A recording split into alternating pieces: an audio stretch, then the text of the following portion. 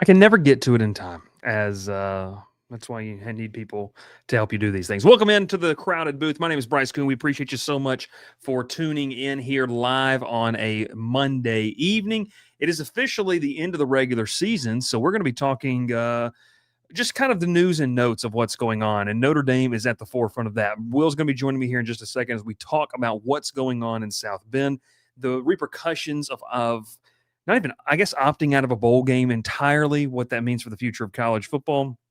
And then this, the AD comes out and makes a statement where we're going to sit here and we're going to talk about and blame the ACC for not propping them up when they're not a member of the ACC. That and more should Notre Dame join a conference, obviously, there as well. Will's going to be joining me. We appreciate you for tuning in. Make sure you like, make sure you subscribe. We'll catch you right here in about 30 seconds on tonight's episode of The Crowded Booth. Pile in here and make yourself feel at home. The Crowded Booth is coming on. The Crowded Booth with Bryce Koon.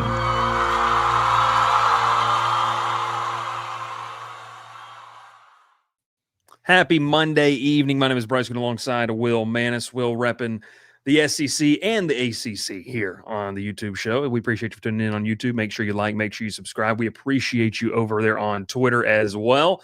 And we got some LSU fans rolling in. Go Tigers, says Jeremy. A lot of moving parts down here in Baton Rouge. But Will, welcome in. We talked yesterday about the playoff reaction. We're going to dive more into what's happening essentially with Notre Dame and everything today, but I wanted to ask you, have you finished your Christmas shopping? Are you done as a married man for the first time? Are you waiting to the last second? What's happening here? I haven't even started. There we go, baby. That's spoken like a true man who now has the ring on his finger. No, in all seriousness. No, I was thinking about it like 4 or 5 different times today. Like, I probably should order these things because I know the list, but just hadn't gotten around to it. The problem with that is that, like, I would just be real with you. We're at the stage in our life now where all of our money is going to our kids. Our kid, not kids. That did not just break news here on the podcast. And going to our kid.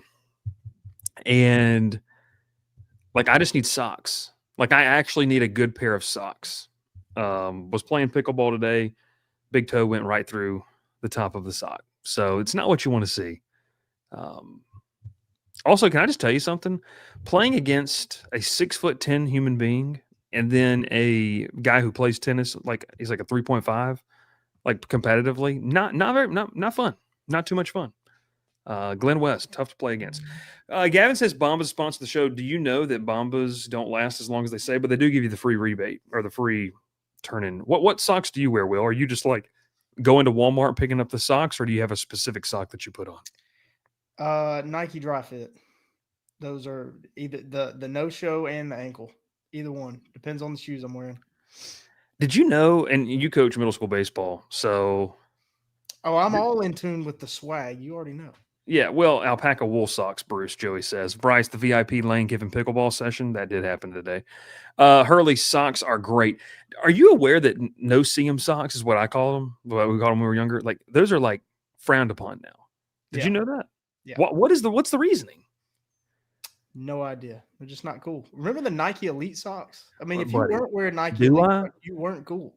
Yeah, if you were wearing neon Nike Elite socks, a fighting necklace, and what was the balance band? What'd you call it? What'd you say the other night? Power balance.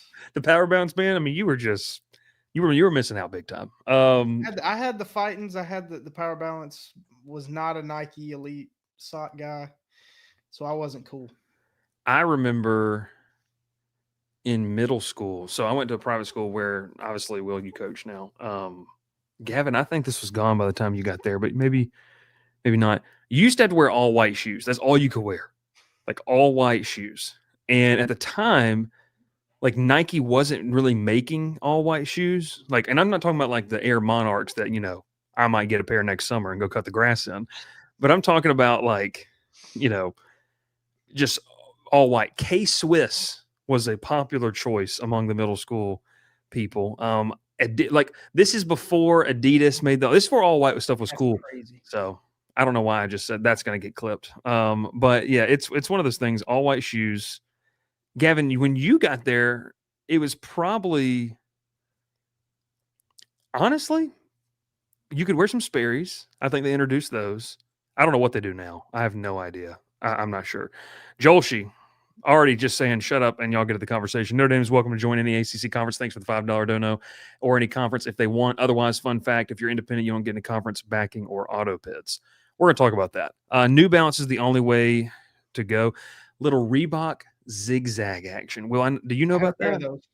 You still wear those? No, I had a pair. Oh, at one I time. thought you were going to say I'm wearing those, like currently right now on your feet.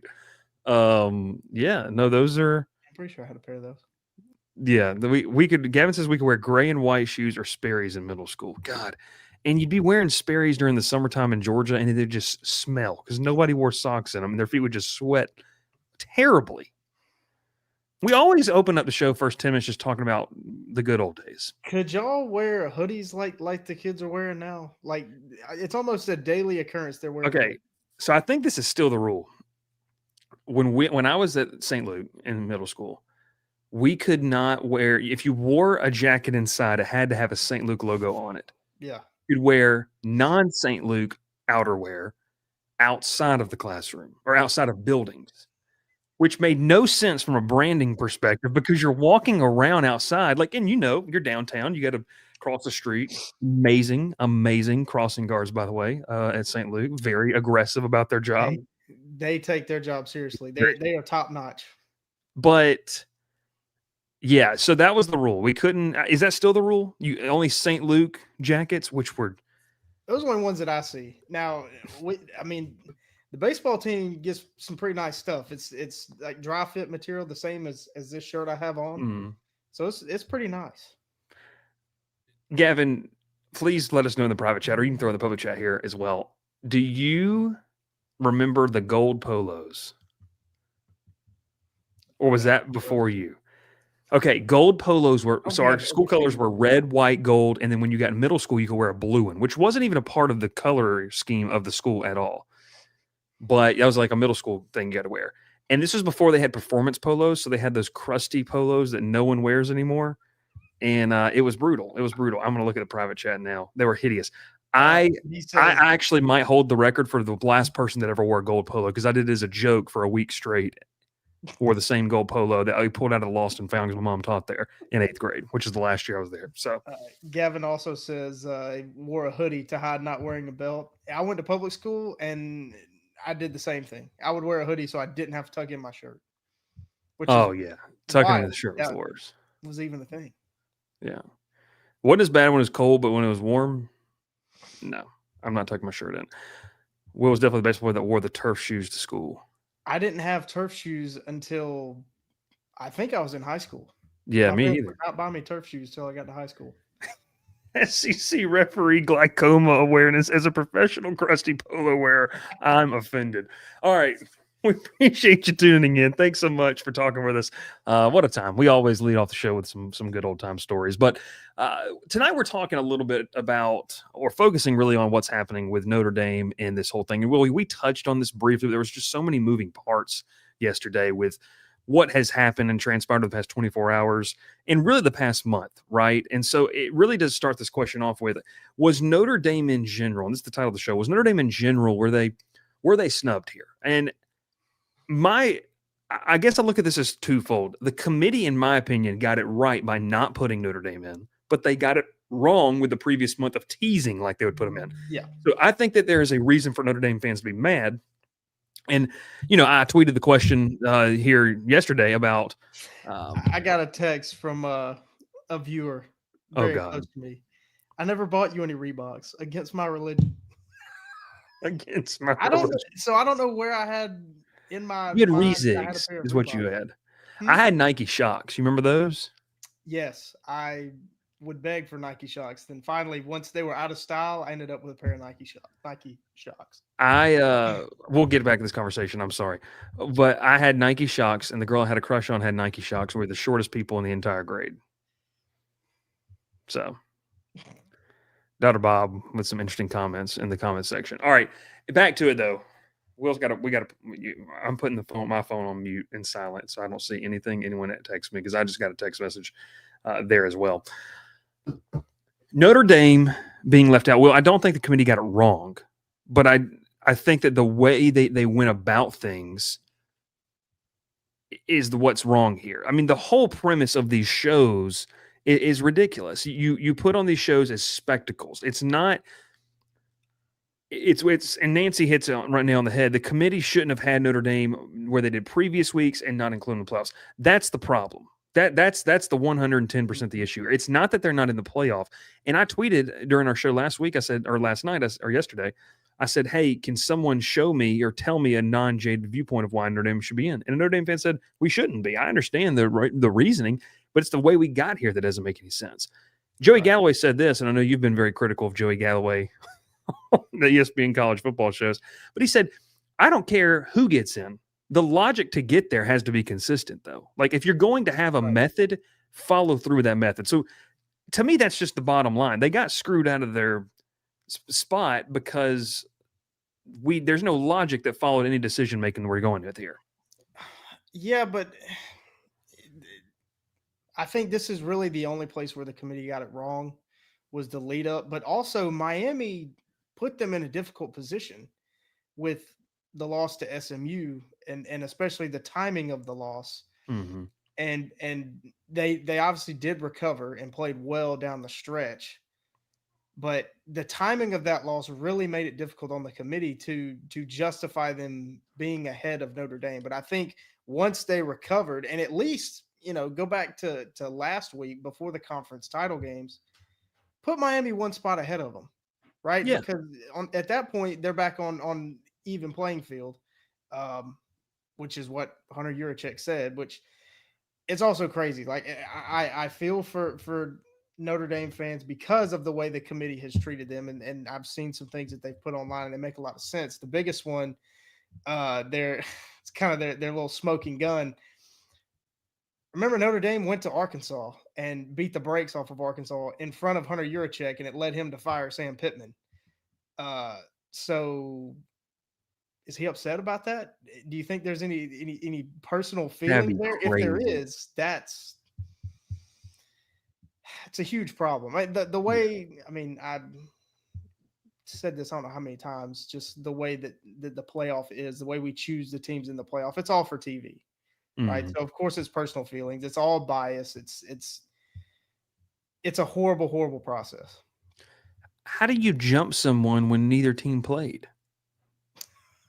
I know that doesn't make. I mean, I feel like that's such an elementary question, but how do you? No one did anything. So what that tells me was the body of work for both teams had been completed. There's nothing that happened last Saturday other than what? If the body of work's done, it should have happened. It could even happen. It could have even happened the last week of the regular season, and it would have been better than what happened during championship weekend. Yeah. And I still Notre Dame, it makes sense why they were a top 10 team all the way through, because they lost 2 games by 4 points. And then I said it yesterday, they really beat everybody badly, really except Boston College. The USC game was competitive, but the committee obviously liked USC. They had them in the top 15, the last 4 or 5 polls. But every other game, like they beat Syracuse 70-7. They beat Pitt by 3-4 touchdowns on the road.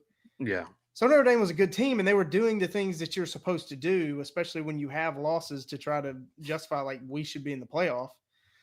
And I think they were a playoff caliber team, but it came down to that game all the way back in week 1, losing head to head. And I said this yesterday, college football has always been a regular season sport. It should stay that way, because we're letting in less than 10% of the FBS teams into the playoffs to compete for the national title. So the regular season has to mean something. And the committee got it right that it still means something. Well, and let me add this in here. It still should mean something. And we're going to get to how the ACC plays in this in the comments today. I can't get over the simple elementary question of what happened. Like, I just can't get over that. Like, put them above. And I'll say this too. Let's just get rid of the playoff show. because it does. Everyone who's complaining about it is correct in the fact it holds no intrinsic value to anything. Like there's no point other than for TV ratings and money for you to have, which is a big point. I don't want to gloss over that. That's why they're doing it. But it holds no value, and so I understand why Notre Dame is mad. I even vouch for that. I don't like what's happened since.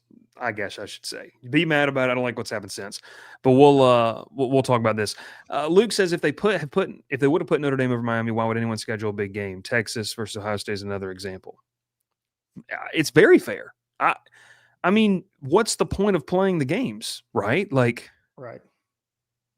You know, and Ken says this, and this is something interesting too. I feel the only argument you have is if you're Notre Dame is Tulane and James Madison don't belong. That's a totally separate conversation because Tulane and James Madison didn't take a spot from Notre Dame. Tulane took the spot of because you have the top 4 champion. Then James Madison took the ACC spot. So Duke spot. So and Miami's an at-large, which is we got to get into the ACC because we're going to get into the ACC. It's a joke. It is the ACC's fault that they're what did they end? Did they finish 3rd or they finished 4th? However, the tiebreakers played out. They didn't even play for the conference title game, but they're in the playoff. When your conference champion is guaranteed a spot. Yeah. Well, if you're one of the 4 highest ranked and the one ACC of the 5 highest ranked. Yeah, 5 highest ranked, and most years the ACC champ is going to be one of the 5 highest ranked conference champions. Shout out Duke, man, Manny Diaz and Duke. That was great. It was honestly, it was a good game. I know we didn't really recap the games. It was a really entertaining game to watch. But no, man, that's just kind of where I sit with that. It's interesting there as well.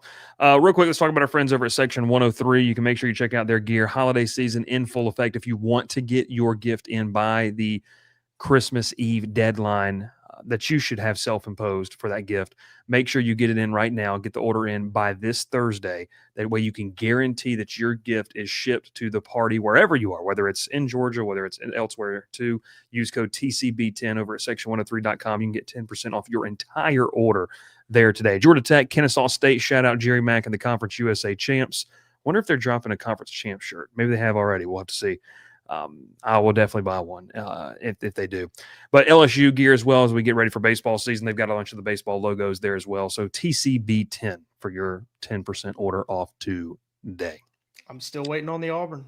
Still waiting on the Auburn. Well, you've got Alex Golesh, new regime. We'll see. Well, oh boy, maybe I shouldn't get into that. It's probably best we don't get into that. Probably best we don't get that. Shout out Horatio Fields. Manny Diaz, future Auburn head coach. Okay. I wanted to go here with this because we talked about what the committee got wrong, what they got right. Let's go to the Notre Dame's AD, his statement right here. I'll pull it up. Gavin's got it for us. This is Pete Bavakia. I don't know how to say the name.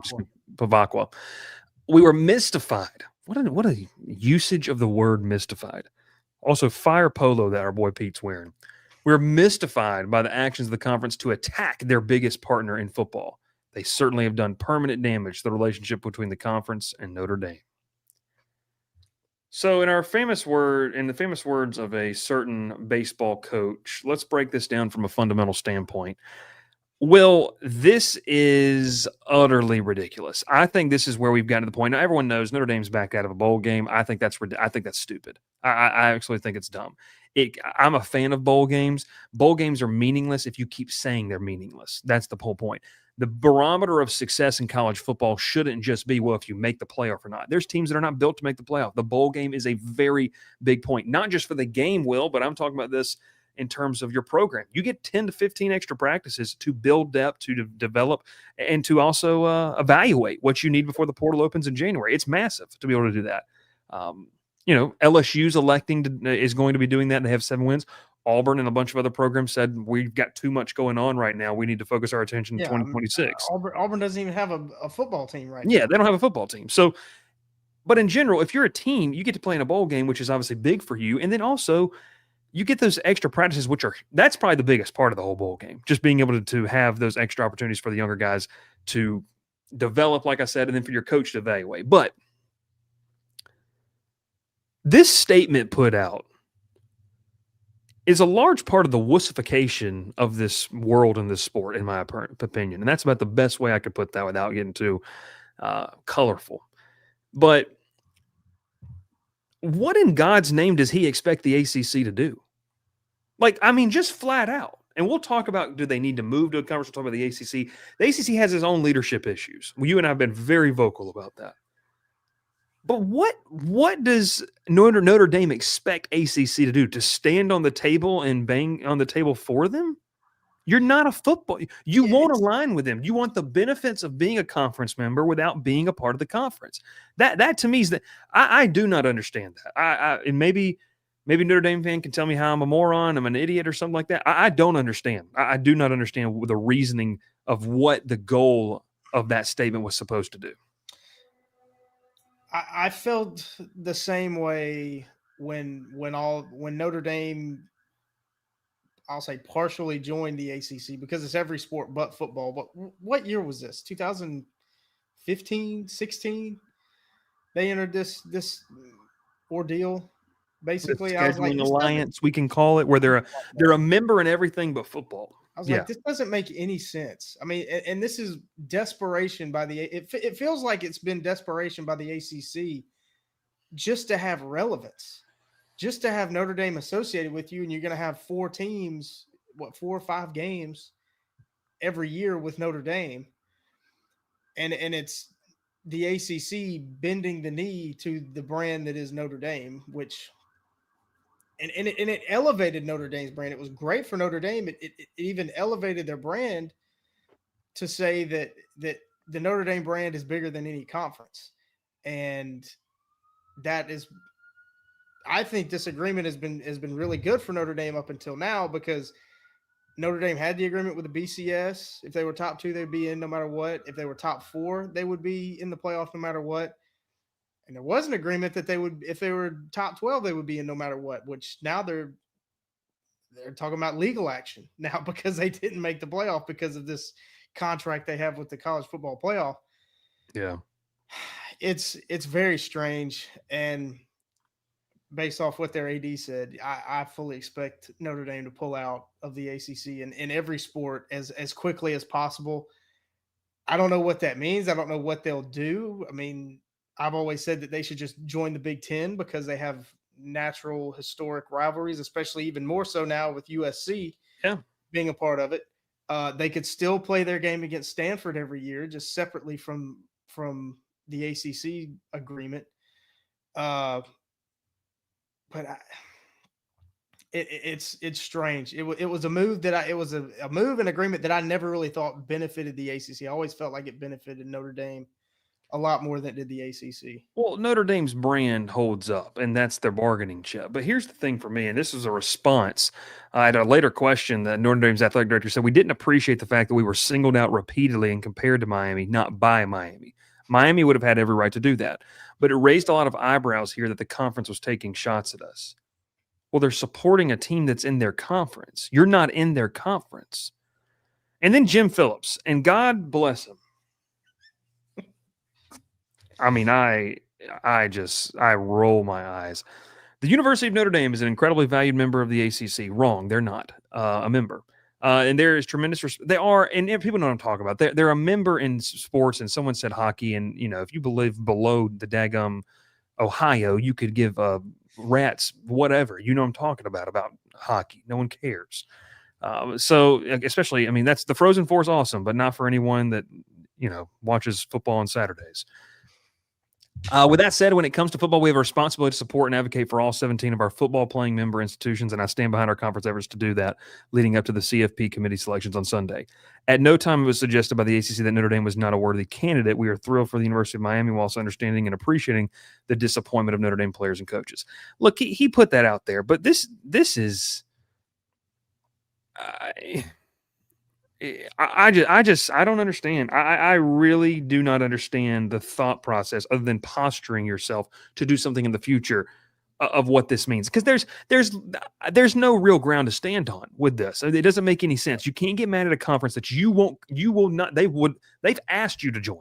The ACC would like for you to join in football, and you said no. We think we're too good for that. Well, now you want to run and cry for their help when they didn't do something. It's just one of those things that just I don't understand what it comes down to. Like I don't understand the logic and the reasoning of being that mad about it.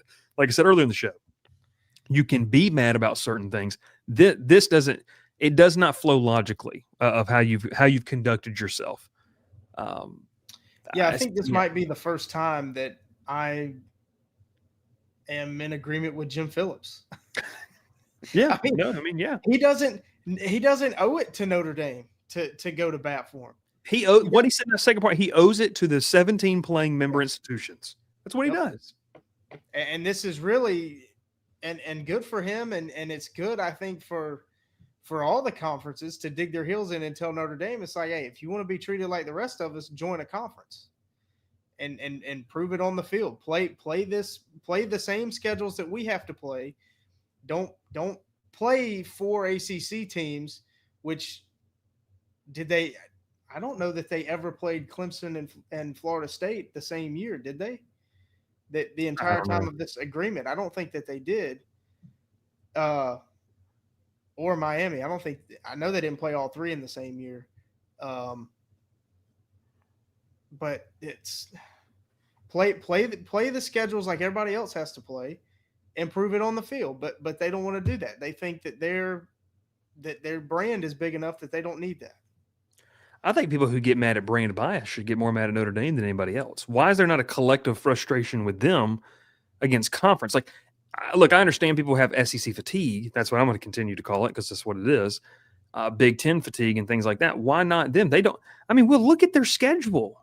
Like, and look, man, when we move to 9-game schedules in the SEC and across, obviously that's the uniform thing for college football, you're going to have less opportunities to schedule games like you had a chance to do this year. Right. So you're going to have to rely on.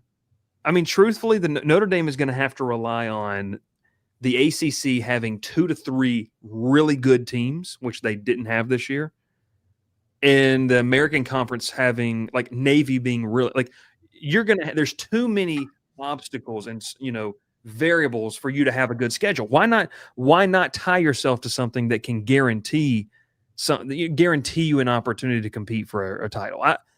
Because you just saw this, like now, I do think this fractured the relationship between the ACC and Notre Dame. I do agree with you. You could see Notre Dame pull out of this thing and say, we're not doing this anymore. But then, to ask the follow-up, where do you go from here? Because you can't just turn your nose up and say, we're the big bad wolf and we're not going to deal with anybody, because I think that I don't care how big your brand is. And I know you got a lot of money, but they just showed you they'll leave you out. Well, I mean, I do respect them for taking this stance of they're not going to back down either. I think we've seen in recent years a lot of programs, universities, athletic departments, however you want to group it, forget who they are. Notre Dame isn't forgetting who they are, and I got respect for that. But again, I've always felt like they were kind of stooping down to the ACC and been showing everybody, look, we'll play against power conference teams. We'll play against a couple of them a year, but they picked the ACC, and they basically dictated that agreement, and they did, and they pretty much got anything they wanted from it until this year. Yeah, it's just, I mean, I'll be honest with you, man. I don't like them backing out of a bowl game. Like, I'll just keep saying that. That would go for anybody. I just don't like. A 10-win team shouldn't be done right now. You don't get to take your ball and go home, which is what they're doing. They've taken their ball and they've gone home and they said, we're not going to play anymore. We talked about it yesterday. I mean, it's kind of the catalyst, but we knew it was coming. Brett McMurphy reported it that bowl season as we know it, this is the last year of it. Right? Dude, they couldn't find anybody to play Georgia Southern. Like, that's crazy in the Birmingham Bowl. They couldn't find anybody. App State's going to play them, right? Yeah, it's going to be a rematch, which is a great traditional FCS rivalry. But it's like, that's crazy, man. I don't understand that. Yeah. I guess I shouldn't say I understand. That's me being naive. I don't like it. Yeah, I don't like it either. I've felt that bowl season it was already a shell of itself with the start of the playoff. The playoff kind of killed bowl season anyway. Excuse me. But it's just, we know it's coming, but it's starting a year earlier than it should. Yeah, I'm with you. Do they pay a fine? Clayton asked. Yeah, they do. I don't know. I can't remember the exact. They have to pay a fine, though. I mean, Kansas State has to pay a fine. You know, it is what it is. I mean, yeah. Ken says this: Georgia got left out because they lost by 3 on a bad call and hadn't lost any other games. Then when they whipped the dog crap, pun intended, out of Florida State, why wouldn't Notre Dame do that if they thought they were slighted? Well, Will was very, very vocal at a time when not a lot of people were, that Florida State had a program problem, and that has obviously shown up, and that's a mentality issue. It's bad mentality. Yeah, but I think this is different because they're not even going to play. No, and Clayton says, does FSU have to pay a fine? You only have to pay a fine if you're pulling out and you're bowl eligible. That's the only thing. So, like Kansas State had to pay a fine. I don't know. Nancy says no bowl is their middle finger to ESPN. The bowl they're invited to was against BYU. The Pop-Tarts' entire ACC bowl selection held up with Notre Dame to send whether to play in the bowl or not. Yeah, it is. It's just dumb. It's just dumb. I guess, Will, let's take it from here, kind of going forward. Just disappointed the way Notre Dame has handled this, and I don't, like I said, I don't understand the logic. I don't get it. It feels like a lot of times that these people are acting like they didn't say things previously, or there's no receipts. Whatever. Yeah, but that seems pretty common these days. That does. Yeah, it does. If you're the ACC, your champ just got left out of the playoff. Now, look, Duke is an 8-5 team. Darian Menz is a good quarterback. Like, we can all sit here and say that he's talented. He does well what he does.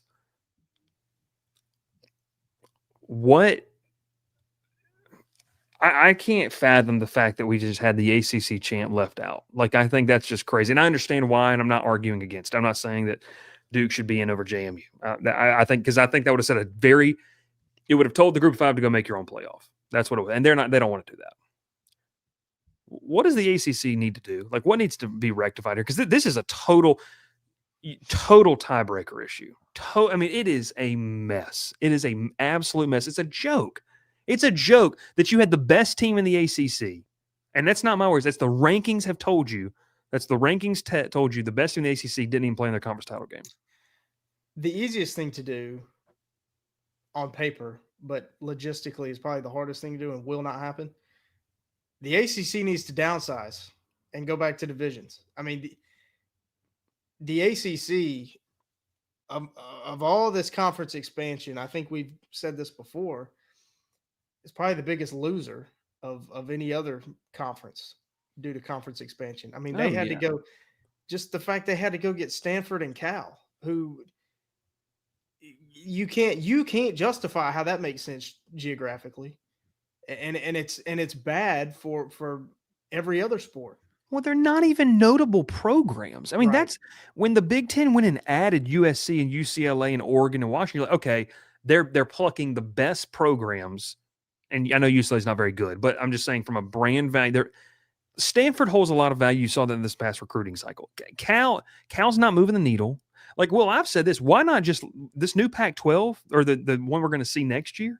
Let Stanford and Cal stay out there and do that. Keep SMU because Dallas is a good location, recruiting ground, all that kind of stuff, and roll with this thing. And then just, dude, 17, it's ridiculous. It's absolutely ridiculous that they let this happen. And I mean, I've said so many times the ACC leadership is so poor. It is not forward thinking. They don't do anything.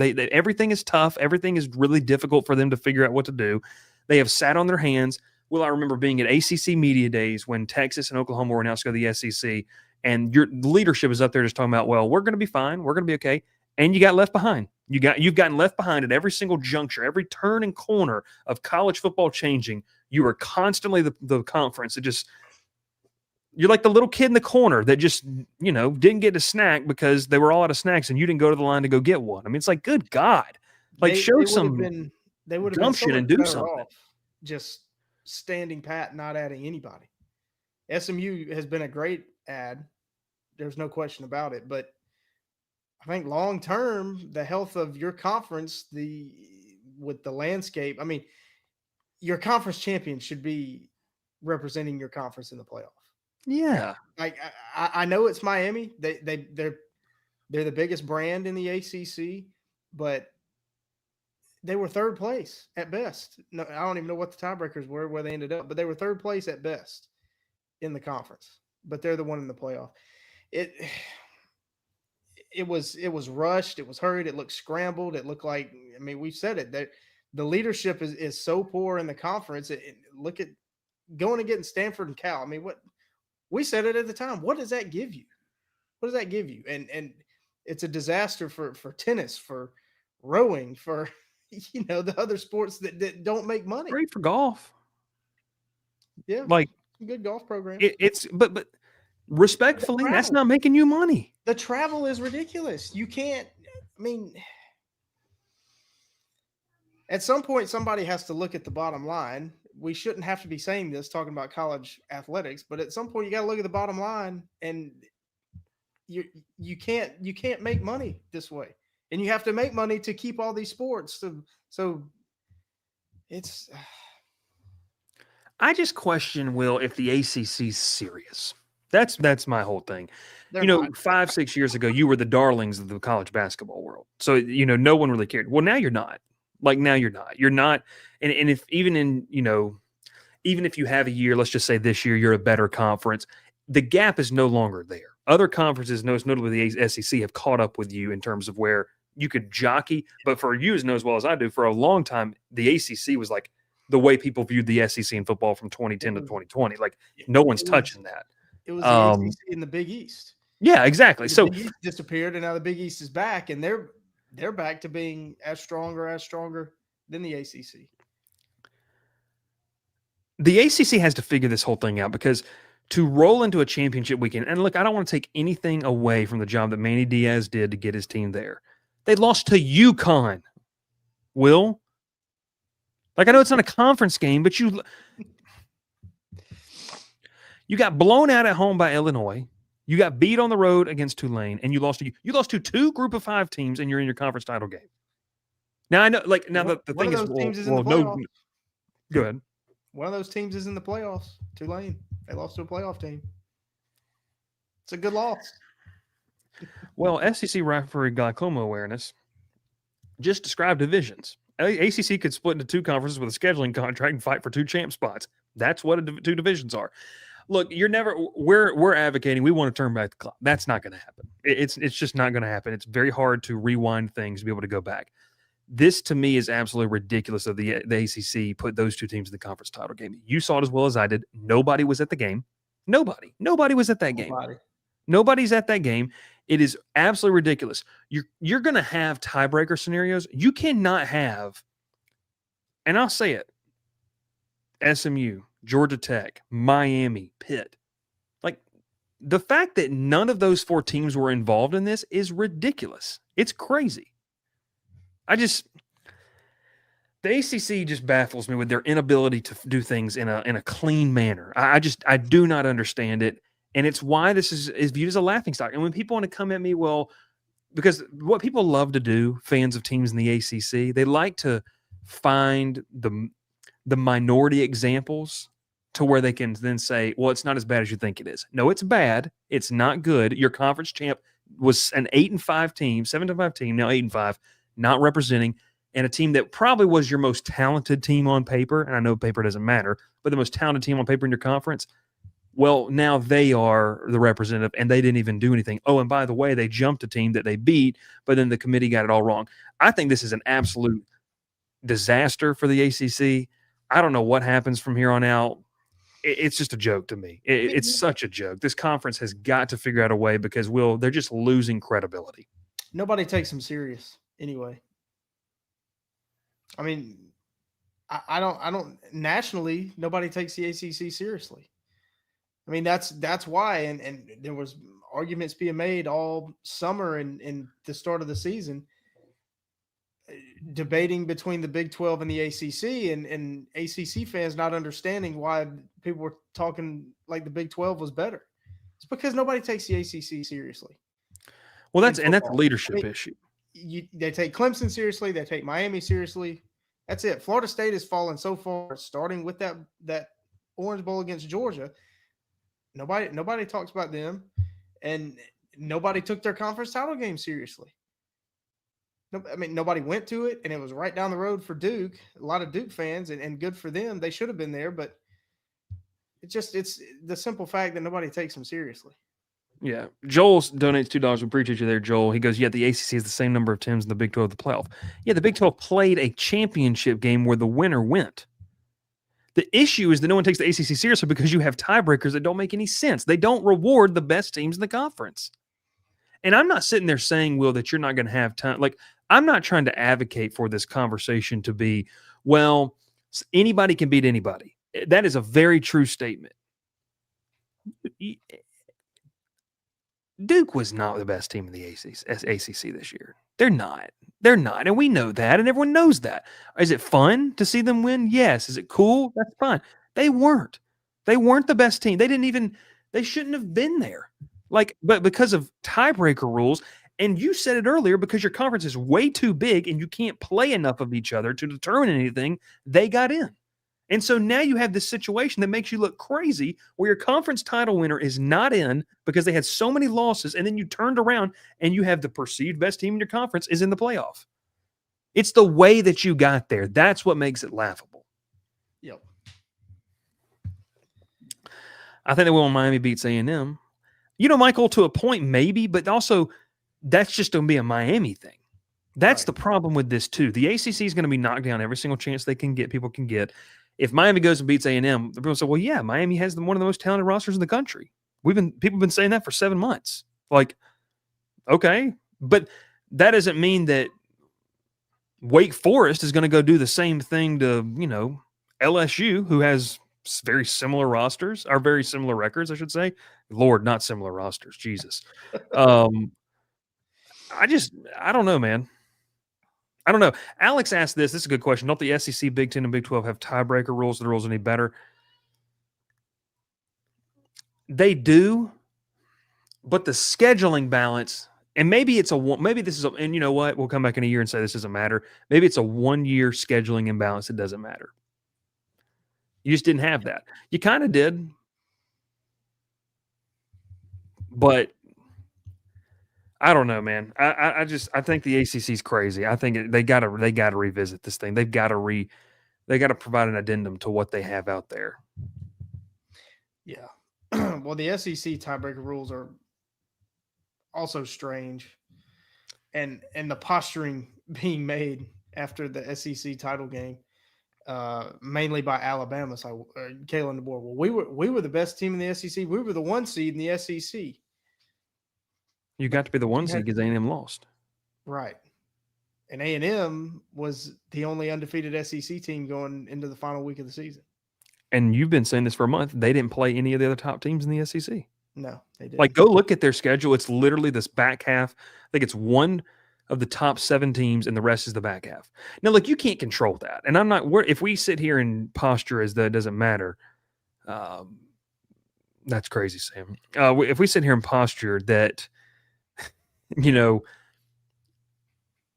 have to be ridiculed because of your schedule constantly. Like, that's going to play into there, to a big deal here. But I don't know. Michael guys says this question, but don't we think that the only reason Cal and Stanford on the ACC is a safety net to losing FSU and Clemson? Maybe, but God help them. That is not even close. You need about 5 Cal and Stanfords to replace that. I don't think it's a safety net. I think it's the ACC saw all the other conferences expanding and felt like they had to do something because they came in late in the game, and Cal and Stanford were still there. They were looking to leave the Pac-12, and the ACC gave them a lifeline. Mm-hmm. I think it was a purely reactionary decision because they were behind everybody else.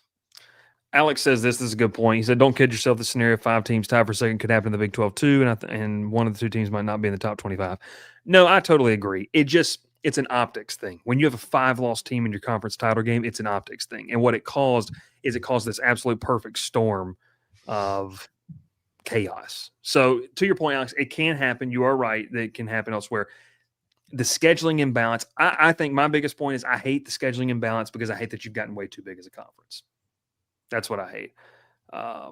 Not sure it's the ACC's fault, Joel, she says, that Clemson and FSU were dog water this year. Certainly not the ACC's fault. GT dropped the ball against Pitt. The good teams were there, but then they lost games. That's very fair, too. Very fair. Yeah, I mean, look, your big brands suffered. We talked about that. Like, your Clemson and Florida States were not good. We're terrible this year. And that's going to hurt from another optics standpoint because people just don't generally respect the non-big brands more than they do that. And that can be fair, unfair, however you want to look at it. But it's just one of those things that happens. And so, Well, and it's the same. and by the way, if Virginia would have won, they'd be in. We wouldn't have this conversation. Right. It's the same. It's the same in other conferences. Same in the SEC. You think people would watch if even Texas A&M, they've been around for, well, A&M would have been a big deal if they would have made the SEC. I've got a good one for you. Know that. But if it's Missouri, if Missouri goes, you think people are tuned or as many people are tuned into the SEC championship game? No, I don't. No, it's not us saying they shouldn't be. It's just the fact of the situation. The reality is that the big brands are going to attract that attention. So to your point, Joel, it is definitely there. You're right with that too. Michael also says, hopefully Georgia Tech continues this path along with Pitt, UV, and Duke, and Clemson, and FSU, and Miami, and SU keep it up. Could be a pretty good conference. I mean, yeah. The problem is, Michael, you have these entrenched beliefs. Maybe this is the best way to describe how I feel. You and I both agree, Will, that the SEC is the deepest conference in college football.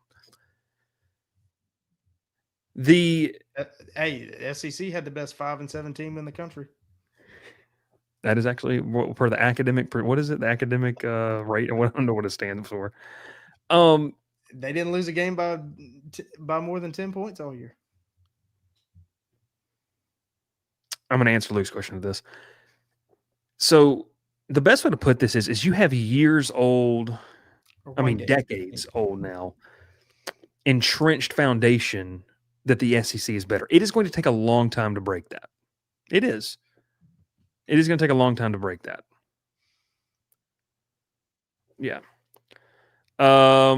If Alabama would have beat Georgia, would they have had the same fate as BYU? No, because they had quality wins elsewhere. That's the problem. Well, and it's also brand value. BYU was not looked at in the same vein as Georgia because Georgia's only loss was Alabama. BYU's only loss was Texas Tech, but they weren't looked at the same. And I think a big reason for that is because they were called BYU. Well, it's a combination of that and the strength of schedule. I think it's a combination of things. It's a brand.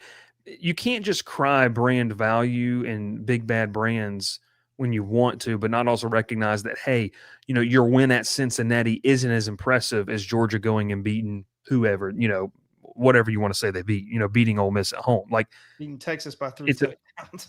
Texas by 3 touchdowns. People are going to laugh because they didn't beat a single Power 4 team with a winning record, but Tennessee going into Knoxville and winning that game. That is tough. So it's just one of those things where I don't know. I kind of sit here and I don't understand that. Well, I want to go to this right here because Joel, she brings up a good question. We'll wrap it up here. I appreciate your comments and questions here tonight. If Georgia and Bama were as bad this year as LSU and A&M and Ole Miss were in Atlanta, maybe he mean Texas? Because A&M was really good this year. We're in Atlanta. While UG and Bama had 8 wins each, well, we said the same thing with the SEC. No, because the SEC is deeper. I don't know how to portray that anymore. Big brands. Yeah, and who's not a big brand in the SEC for football? Because Kentucky's a big brand in basketball. We know that.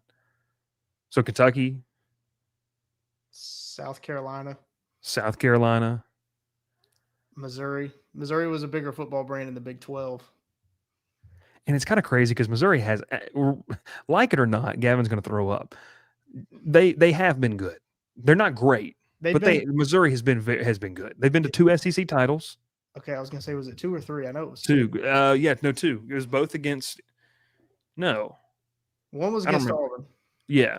1. They've been to 1. I'm sorry, because Auburn played South Carolina in that other one that they won. That's right. If Georgia and Bama were as bad this year as LSU, I'm gonna guess he was saying Texas and Ole Miss were. Ole Miss. Wait, the punctuation is throwing me off here. If Georgia and Bama were as bad as this year as LSU, and then A&M and Ole Miss were in Atlanta, if A&M and Ole Miss are in Atlanta, that's a big game, man. That's a bad. People are paying That is attention. that's two teams playing for their first SEC championship ever. Yeah. And look, if Texas A&M would have beat Texas, that would have been that game would have been number one in sales for Mercedes-Benz Stadium, driven by Yeah. Oh, Texas it'd be A&M. crazy, and you can confirm that. Michael says this: I don't see the ACC ever being better than the SEC. Holistically, I agree, but the Big Ten is within reach. The Big Ten probably has the most top heavy now. Yeah. And it's crazy because we get on here and the good things we say about the ACC is pound for pound they might have the best head coaches. They do, man. They in got the some good country. coaches. Yeah. I mean, Jeff Brom, great coach at Louisville. Dave Doran, great coach at North Carolina State, overlooked constantly, just mainly because he's been there so long. Mm-hmm. Some really, really great coaches. Pat Narduzzi, we don't love him, but he's a really good football coach. Yeah. Go Gators, 9436, Notre Dame, everything given, nothing earned. Also, there's a bunch of crybabies there in South Bend. We appreciate you checking us out. I'm sure a lot of people, we're going to have an influx of Florida fans after my Buster Faulkner episode the other night. Arkansas, Go Gators says Tennessee. Now, you know well as I do that they are a big brand. I know you don't like them, but you know that. I want to get to Jordan's question here, but I wanted that to be kind of our round out thing, so I started that one. Luke says, did y'all see that Caleb Downs quoted was something like the SEC is great comp every week, and the Big Ten you only may play 3 to 4 decent teams? I mean, the guy who plays the game on the field. Played in both conferences. Yeah. Missouri was a beneficiary of the old SEC East padded room they built for Georgia. They didn't build it for Georgia. The SEC East was just really down. Well, and you know, I've had this argument with Georgia fans the last few weeks talking about how Georgia fans our age have never seen a bad year. A bad year for them is what, 9-3. You had the 1-7-5 Kirby Smart year, his first year, but like Georgia has been consistent at the Even top. with Mark Richt, they're winning 9 to 10 games a year. Right. Yeah. Right. Florida up and down, great under Urban Meyer. South Carolina, Steve Spurrier really. I don't think we talk enough about the job Steve Spurrier did at South Carolina. It's incredible. He's got them wanting to fire Shane Beamer and not understanding who they are. Yeah. Right. Yeah. Tennessee, early 2000s, really, really good. 90s and early 2000s. Honestly. Yeah. Yeah. They were a juggernaut. Like 90s, 2000s, Tennessee. Yeah. But, you know, we talk about Georgia has had an easy road, but it's because they were consistently at the top. Mm-hmm. And Florida couldn't keep the consistency. Tennessee couldn't keep it. South Carolina couldn't keep it. So that's why we think it was so easy. Yeah, I'm with you. Joel, she says, also thanks, guys. Nothing wrong with healthy debate. You're right, man. It's a lot of fun. We appreciate you tuning in here, too. Joel, she says, real question, should Bama have been left out? I don't think you should get punished for losing, but maybe you should for getting blown out. Josh, we talked about this yesterday's show. That win on the road at Georgia, I don't think they could have rectified. Like, when you have, and Will, maybe you said this, the best win in the regular season. That was the committee's position. Yeah. Well, I'm grouping in the panel on ESPN. Yes. as the committee. Yeah. We've seen it before. I said it yesterday. You can't really compare the 4-team to the 12-team era, but Auburn beat 2 number ones 2 weeks in a row and then lost to Georgia by the same score Alabama did, and Auburn dropped 5 spots all the way to 7. They dropped from 2 to 7. Even though the game against Georgia probably should have leveled the 2 out. They dropped Auburn 5 spots for losing to a team that they had already beaten. Yeah. Handily. So the precedent had been set. Yeah. But, you know, Alabama was a good team, deserving, won the games they should have won, overcame a horrific week 1 game against Florida State. Mm-hmm. But again, they're Alabama, and they get the ratings, so they're going to get the benefit of the doubt. Well, and Nancy brings up funny how the committee didn't discuss Bama lost FSU. A lot of people just want to harp on that, right? I think it would set a very dangerous precedent if you just zeroed in on one game. If you zeroed in on one game, then you would be telling, we didn't really care what you did the rest of the season. And then, in fact, you would be telling, hey, your season was over in week 1. That would have set a very dangerous precedent. Now, people wanted it to happen. Maybe you wanted it to happen too, Will, because it was Alabama. Did. But you really couldn't just say, hey, your week 1 loss negated all the good you did this year. And Alabama did do some really good stuff this year. Because then you would just be saying, you would be right. you would just been cinching down into one game, and that would have been a very dangerous thing to do, I think. You also can't fall into the trap of recency bias because Alabama has not been good in November. No. Whereas Georgia, we've said the last couple of weeks, playing their best that they played all season in the month of November. Yeah. So you got to have the balance. You have to look at the whole schedule, all 12 games. It's even back to the Notre Dame Miami point. It's really not fair to judge the teams that play game 13, right? Which if we're talking resumes, it's the 12 regular season games. Yeah. That's the most fair way to do it. Nance says, but Notre Dame lost in week 1 to Miami by 3. Well, that's a head-to-head discussion. I don't think you could throw that out. Like you can't. There would be no point in play. If you took Bama out because of a week 1 loss, and then you would have not done the head-to-head, and let's just say you'd have put in BYU, that would have been the worst scenario, in my opinion, if Notre Dame and BYU would have made it instead of Miami and Bama. Because then you would have been doing two things. You would have been telling people you can't overcome anything during a regular season, no matter, even if you have the best win in college football and some really, really good wins. And then 2, head-to-head doesn't matter. That would have destroyed the regular season. Head-to-head has to be the most important data point if it's available, right? And I think, and the committee tried to explain this, but I think Notre Dame, Miami, very, very even teams, right, throughout the 12 games. Notre Dame they looked great winning 10 in a row and doing it in the way that they did. It was, like I said, the timing of that Miami loss to SMU really, really put the committee in a bind. But the committee thought that they were on level playing field, basically the same team resume wise. Yeah. The head-to-head has to push Miami ahead of Notre Dame. Yeah.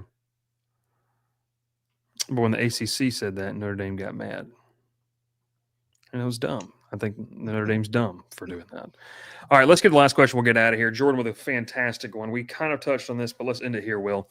How would you fix the ACC? Honestly, I agree the conference is not the best, but it has the potential to be a solid 3 or 2 in conference play. I agree with you here, Jordan.